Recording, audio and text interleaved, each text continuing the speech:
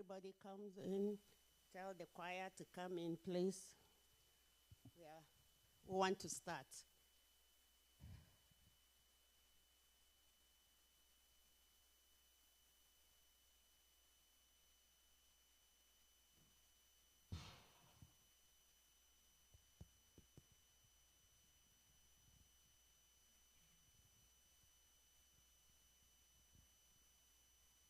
Praise the Lord. Our topic this morning has to do with kidney health.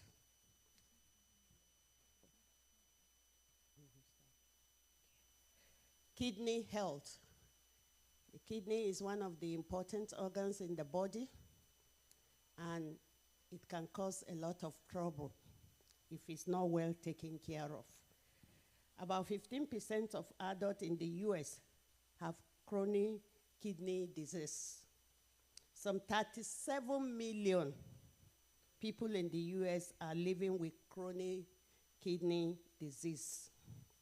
To deal with this topic this morning, I have these two wonderful doctors in our midst. To my right is Dr. Akintunde. Dr. Akintunde is a physician at TriStar, Stonecrest, and Centennial Hospital.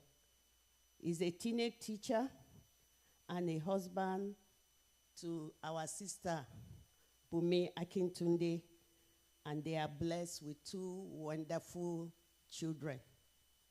He has years of experience as a doctor. In fact, he's one of my personal doctors. Please, can you welcome Dr. Akintunde, please? You can see the wife shouting the loudest. I go love you. On to my left is our able sister, doctor, sister, deaconess, Victoria Okafo. Dr. Okafo is a deaconess in this church. We all know her, a very amiable person. She's a medical doctor and internist with over 15 years of experience. She worked with St. Thomas Rutherford Hospital and TriStar Summit Hospital. She's a deaconess with RCCG. She's married to Mr. Okafo, and they are blessed with 4 children. I am Mercy Sado. I am a registered nurse. I work with DeBerry Special Needs Facilities as an infection control nurse. And I know that we will be blessed this morning. I will start with Dr. Victoria on my left. Can you tell us about the kidney as an organ and list what it does? Thank you. Thank you so much for having me this morning. The kidneys, these organs, amazing organs that God has placed at the back of two organs. 2 of them are at the back, lower back, on both sides, and they essentially function as filters in the body. I would consider that smart filters. So it does a lot of things. Number one, it collects and clears waste, toxins from the body. You know, when the body's done using energy, and at the end of the day there's some waste, and the kidney filters it out. It does other things, all the toxins. It regulates the water balance in the body. Like if you drink too much, you pee the excess, and if you don't drink at all, it tries to save fluids. So it maintains the balance. And other functions, also it has other functions. It regulates blood, like anemia. It tells the body it tells the bone marrow when to make more blood by secreting the hormone. It also filters out some minerals, without which it's going to be hard for the body to function. These minerals help with bone health and electrolytes, as well as it helps to maintain blood pressure, interestingly. and also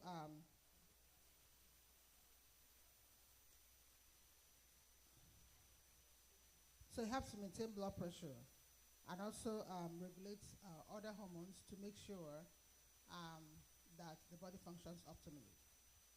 Thank you. Thank you, Dr. Victoria.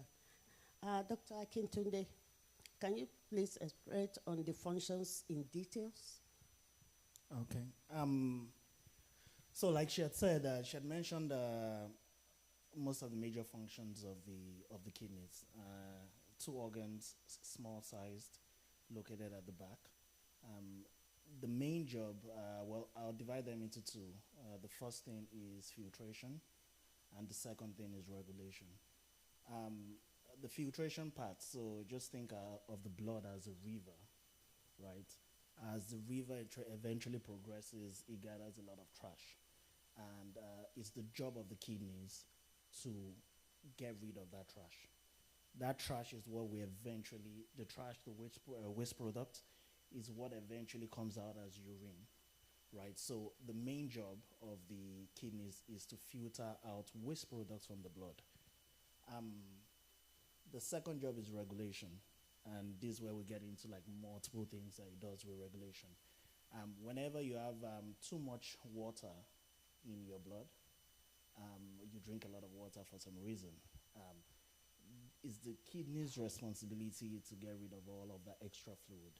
Of course, conversely, if you have too little water in your system, then the job is responsible for making sure that you're not excreting as much water as possible. And that's when you have that thick, golden, foul, well, not foul smelling, but strong smelling urine. That's when it's very concentrated.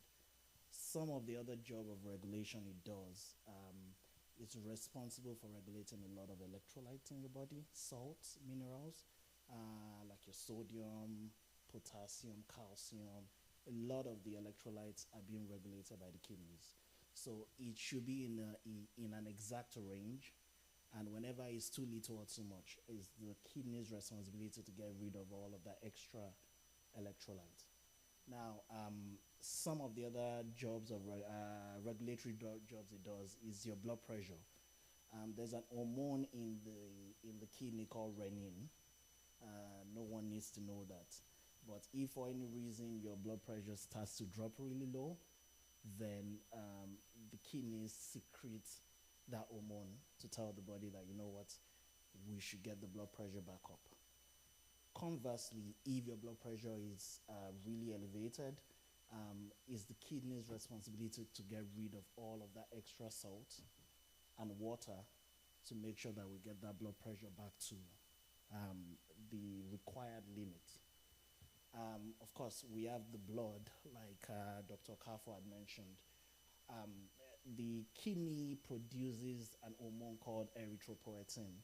And whenever the red blood cells in the body, and by the way, the red blood cells are responsible for carrying oxygen around the body. And whenever the red blood cells start to go down, it's the job of the kidney to send that signal to the bone marrow that, you know what, we need more red blood cells. We need more of those stuff that carry around oxygen. And then it produces erythropoietin. So there are multiple things that the kidney does, and it's a very, very vital organ in the body. Thank you very much. Dr. Victoria, my question to you, what are the signs and symptoms of kidney disease? So the kidneys are very resilient. A lot of times when they're going wrong, when this kidney dysfunction, the kidneys try to work harder and is able to compensate. So in the early stages, you don't even feel much because the kidney controls, regulates, and filters like toxins. The person just feels weak, fatigue, poor appetite. It's kind of non-specific because whatever is going on, it's just that the body is not holding great. So early stages, you don't know, you can't put a finger to it, you just know that you don't feel good. But in late stages, whereby the kidney is actually failing, it is struggled and it's failing, the person notices anemia.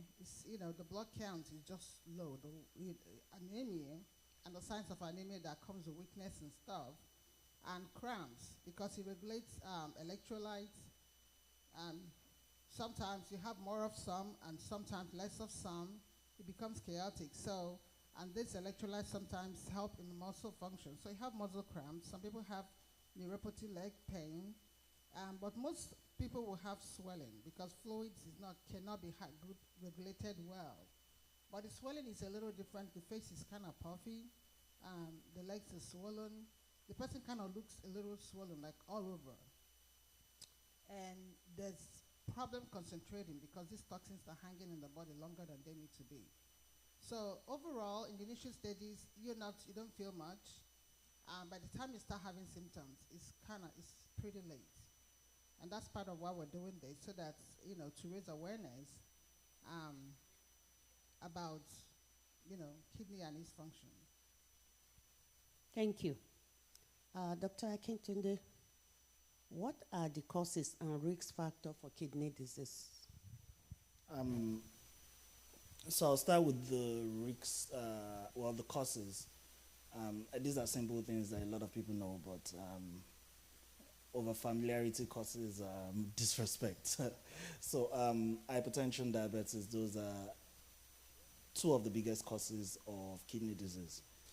And importantly so, because people are so familiar with it, they don't necessarily regard it that much.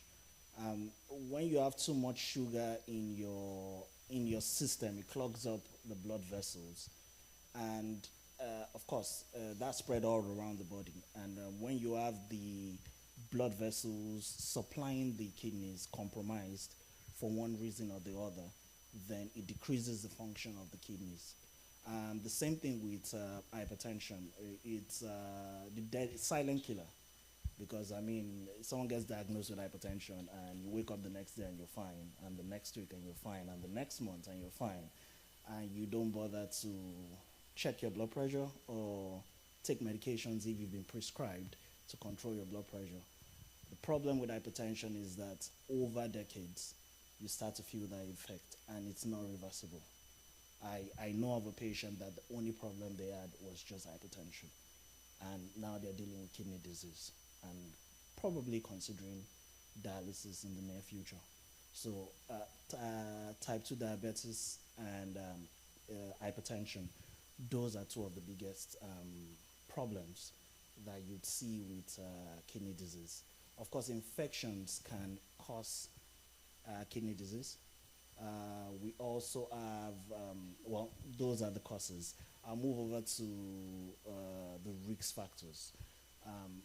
When considering risk factors, we always try to separate them into modifiable and non-modifiable, right? The things we can do something about and the things we can't do anything about.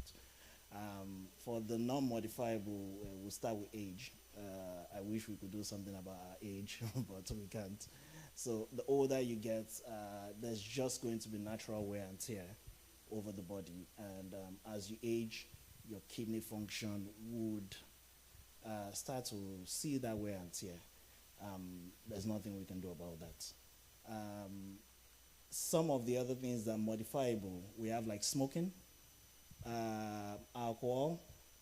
Those affect the health of our vessels that eventually affect the kidneys. So those are things we can do something about. Some ethnic groups are more likely to be susceptible to kidney disease. Blacks, Hispanics, Asians, Native Americans. And this is not directly related to the kidneys as much as these ethnic groups are more likely to have diabetes and hypertension, which in turn can cause problems with the kidneys. Of course, we also have obesity, which in itself does not directly affect the kidneys, but they increase the risk factors, the likelihood of having diabetes and hypertension, again, which in turn affects the kidneys. So eventually, in taking care of our kidneys, it's not just, there's no single thing we're focused on as much as just taking care of ourselves overall. We'll take care of our health, our hypertension, diabetes, and we definitely should have a better situation in taking care of our kidneys. Thank you, sir. Dr. Victoria, I want you to talk about antibiotics and painkillers. How do they affect the kidney? Okay, so overall, there are a bunch of those stuff that can affect the kidney function. Anything we put in the body, the kidney has to deal with to get rid of it, because nothing should be hanging in there that is not supposed to be there. So I know that some medicines, as Dr. Akintude said, the kidney. You mentioned alcohol, drugs. So under drugs, you have medicines, even, real medicines, antibiotics, over-the-counter medicines. These things affect the kidney adversely. That's why when a doctor puts you on this medicine, they have to watch to make sure the kidneys can handle it, and if not, to stop the medicine and decide on what to do. So out of all the medicines, the worst actor here is NSAIDs. And medications like for arthritis, ibuprofen, naproxen, Aleve. These things, if you look at the bottle, it tells you it's nephrotoxic. They're bad for the kidneys. I'm not trying to say don't take it all. It just means that we have to be very cautious. These medicines attack the kidney. Actually, I know someone that, due to arthritis, the doctor, somebody put the patient on ibuprofen like 600 milligrams, like 3 times a day or something, and it shut down the kidney. The woman is going for dialysis now. So we shouldn't take these things for granted because it's over the counter. And also antibiotics. A lot of antibiotics actually can shut down the kidneys.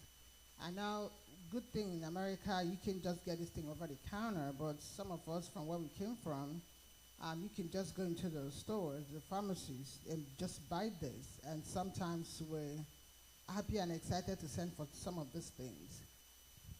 Some medicines are worse than others, but you don't want the risk. You don't even want to go there. So we have to be careful, self-medicating. Make sure you're checking with your doctor. Make sure you're checking with whoever is your primary care nurse practitioner, just to make sure you stay safe. Now the question is, what do I do with my arthritis? I don't say don't take it all, but you can't just keep going at it, because arthritis is not going anywhere. So if, few pills, still in pain, you check with your doctor. There are a lot of other options. Thank you very much. Dr. Akintunde, what are the complications of kidney disease? The complications would just be a reverse of everything that we had mentioned about the functions of kidney disease. We mentioned earlier that the first job is filtration, getting rid of all of that excess water and also waste. So the complication of kidney disease, of course, will be the reverse, which is that you have all of this extra waste in your body. With all of that extra waste, you can start to feel fatigued, right? You can, aside from fatigue, you can just have nausea and vomiting, and that's one of those non-specific causes. You don't know why you're just nauseous or you're vomiting. There are multiple reasons, very non-specific complications that just stem from having excess toxins in the body.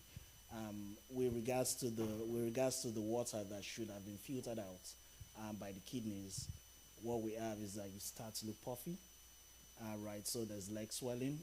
You put your finger in there and you see it sinking, and of course we can have that fluid build up to the lungs, and there's now shortness of breath.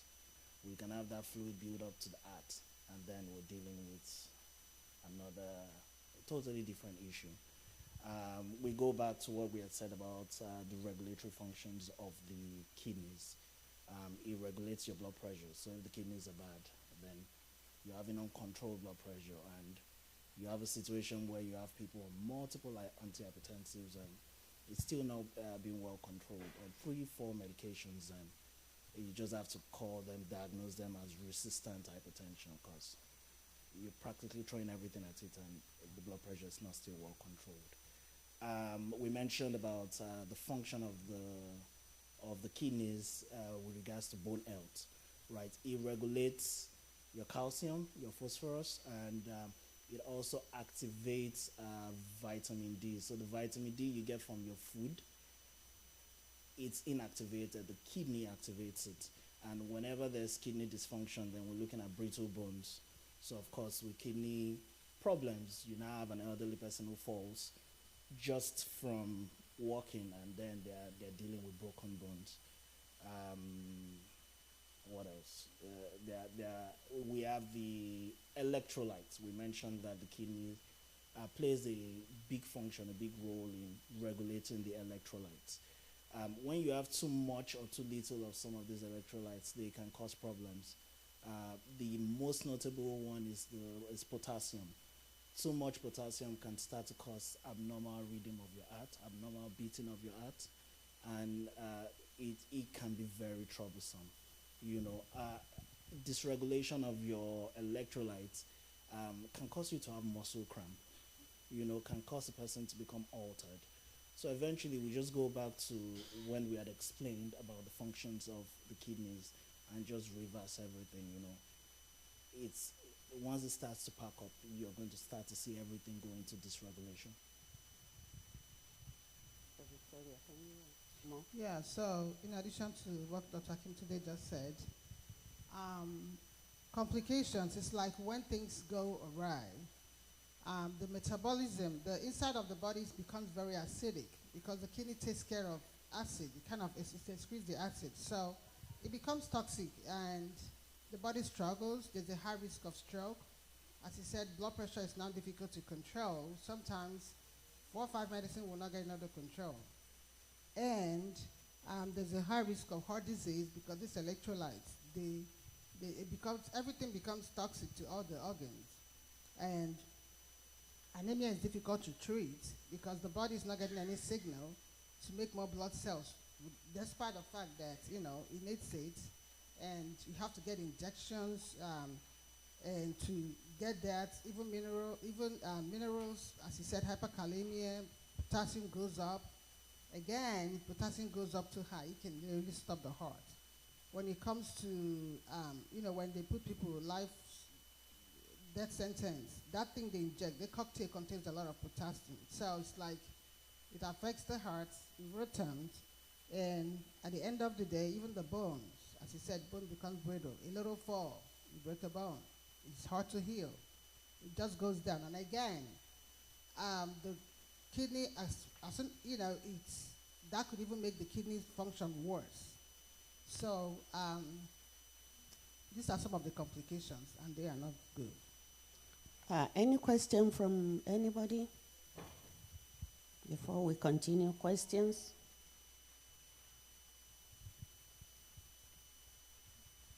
Is there a question from anybody? Oh, okay.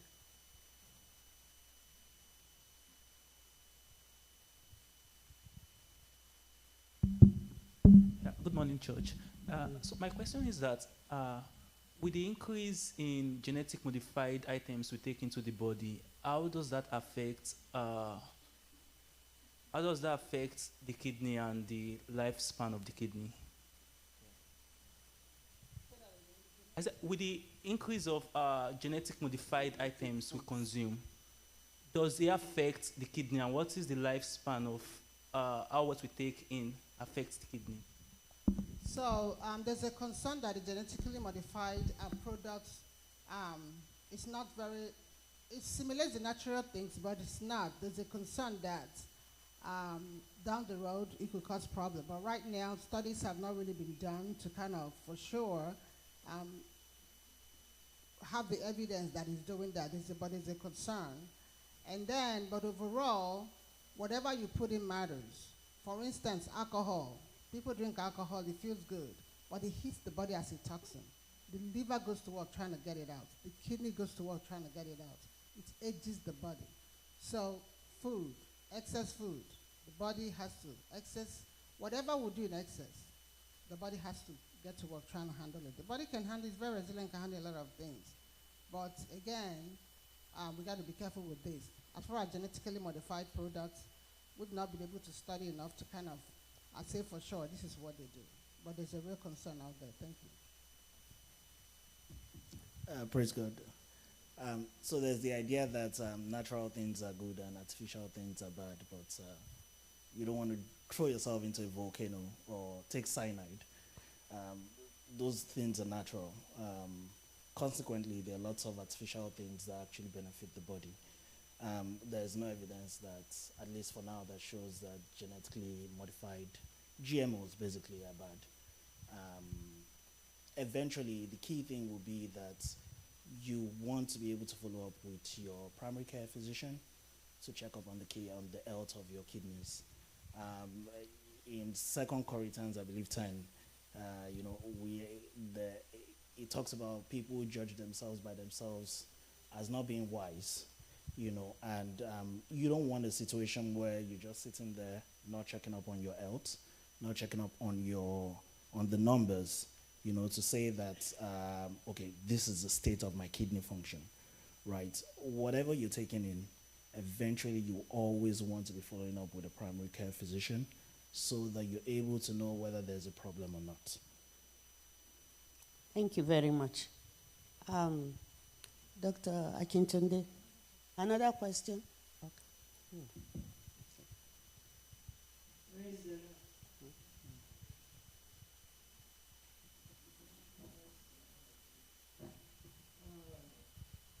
Patient that has diabetes has their kidney disease. I understand there are stages of their kidney disease. Is it reversible? Is it curable? Or at what stage can it be reversed? So it takes about 3 months for anyone to be diagnosed with chronic kidney disease. So just looking at the face of it, you're not going to just see a bad number and say that this person has chronic kidney disease. Usually when we see abnormal numbers, we are concerned that it's an acute injury. And then that person has to follow up over time to get numbers for us to know consistently that, okay, this is the new baseline. At that point, we can then say, okay, the person has kidney disease. Except we're at end-stage kidney disease, where there is a need for hemodialysis, we can still continue to take care of the kidneys. Having said that, a lot of these things like hypertensive problems and diabetic problems, they are non-reversible. And that is always the first thing I tell patients when I see them, that you know what, this is where things are for now. We're not going to be able to reverse this, but we can do everything we can do to stop it, right, from progressing forward. So usually with kidney disease, we're not looking at reversing anymore. And because this thing happens over time, it's important that like now is the time to make sure that we know where baseline is, we know whether it's good or bad, and then we stop it from progressing to being worse than it is. Yes, your question, sir. Good morning, Church. As kidney, kidney is an hereditary disease, as in diabetes, hypertension. This one they call it hereditary disease. That you can inherit it from your parents or from your generation. Is kidney on that way? Okay, yeah. So there's some diseases that kind of go, it's genetic. Polycystic kidney disease. Again, diabetes kind of runs in families. The goal is awareness. So if we know that if somebody is beginning to have signs, evidence of kidney disease, then the doctor is a little more careful. We make sure you don't take certain medicines. Your doctor is careful with all your medicines. You know to get this diabetes. If the diabetes is under control, the kidney will be fine for a long time. So these things, if caught early, prevention is always better than cure. And blood pressure is under control. And these things are monitored, and we're not doing what we're not supposed to be doing. Yes, the kidney health can be preserved. And even if it starts showing signs of kidney damage, the fact that your doctor is paying more attention goes a long way. Unlike, when you don't even know about anything and it's kind of free fall. Sometimes before you catch people down like stage 4. We have stage 1 to 5. 5 is the final stage. We've caught early. Yes, there are a lot of things that can be done to preserve kidneys. Thank you very much. And sorry, to quickly add to that, having a family history simply means that you're more likely to have it. It doesn't mean that you will have it. And that's why it's important for you to be able to know what the state of your kidneys are, and then start to mitigate things so that you don't develop it. A lot of black people are salt sensitive, so the same amount of salt you will take that will get you hypertensive, a Caucasian will take it and will not be hypertensive. Just knowing that, it enables you to reduce your salt intake and start to develop all of these actions to make sure that you don't develop it. Thank you. Dr. Akintode, can you enlighten us on kidney transplant and dialysis? So for dialysis, usually it's not an easy decision, but it's one of these, whenever we get to that final stage where the kidneys are no longer functioning, then there's a need for dialysis. There are two types. There's the peritoneal dialysis, that's usually in younger people or more active people. And there's hemodialysis, that's usually done about 3 times a week. A session will normally last for about 4 hours.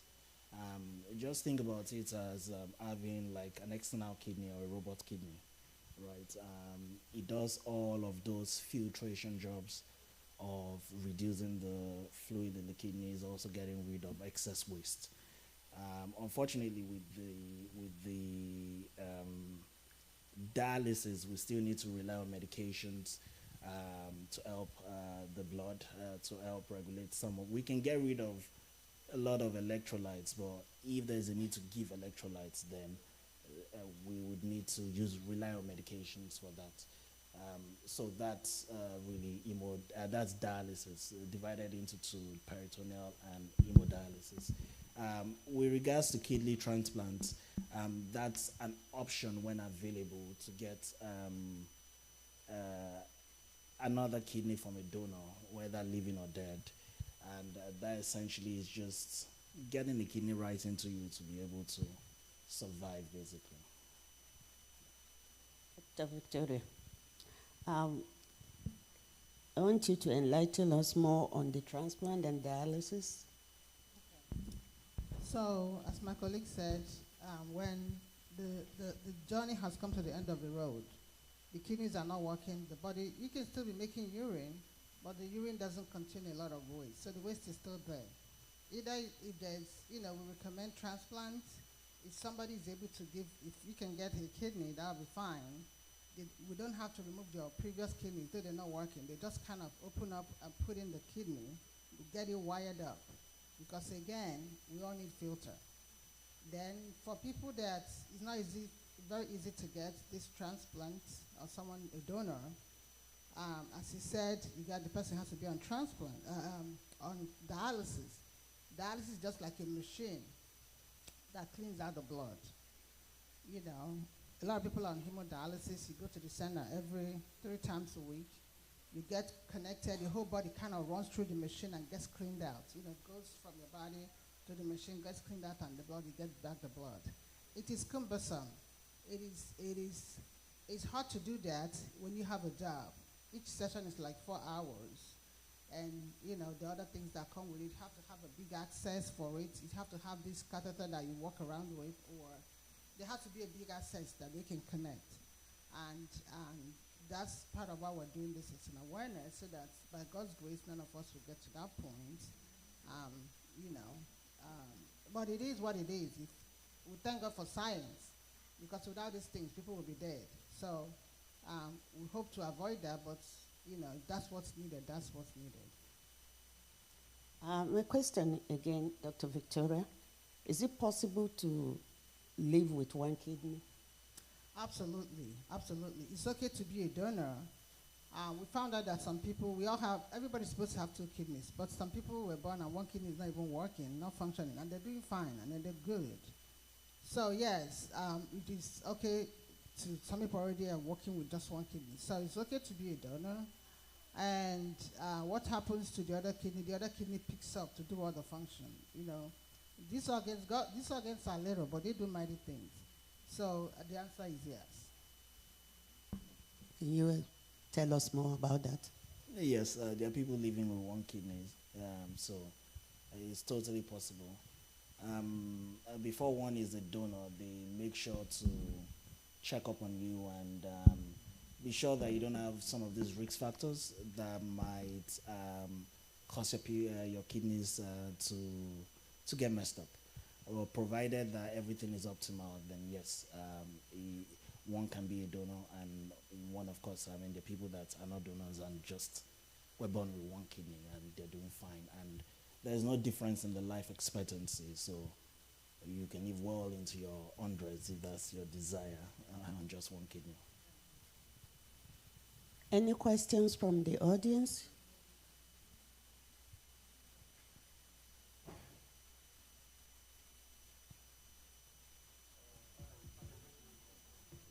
Praise the Lord. Thank you for the information you have shared, the knowledge we are getting.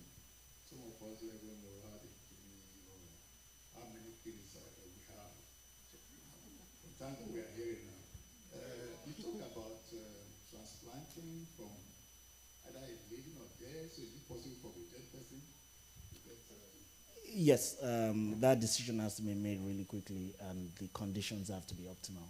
But yes, transplantation of a lot of organs can happen from recently dead people, not freshly dead, not oldly dead.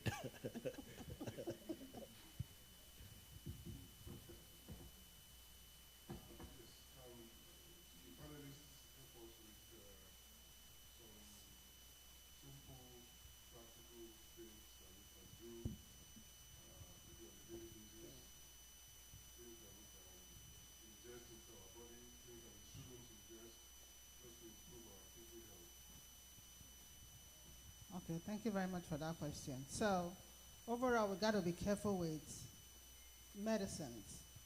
These things are pills that are tiny, but they're very active, but they're very potent. And so we got to be careful with medicines. If your doctor gives you medicine, check with your doctor. Don't go and medicate yourself. Somebody, family member has this thing and you have it and you want to share medicines.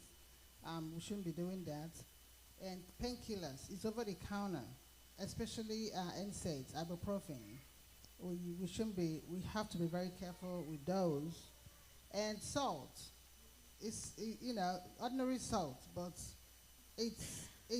we're very sensitive. Black people are very sensitive to salt. It raises the blood pressure, and the kidney takes a toll. And we have to be drinking water. When they say drink water, as a filter, the kidney does better if it has enough water to function with. So it does not struggle, and it's able to flush.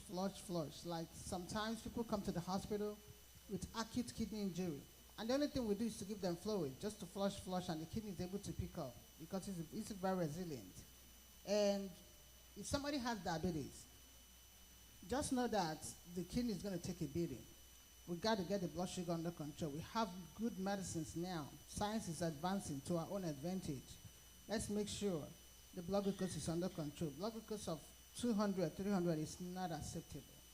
And control diabetes. Whatever medical issues we have, if we can get it under control, it helps the whole body as a whole. Now, some things, alcohol is toxic. It kills the liver. And I've seen it multiple times. It kills the liver, it kills the kidneys. We can avoid those things. And if we can do those majorly, we'll be fine. And just to quickly add something to it, I'd mentioned it a couple of times, but follow up with your doctor, know where your kidney function is. And if you do that periodically, then you'll be able to quickly catch any problem there is. Thank you very much. We don't have time anymore.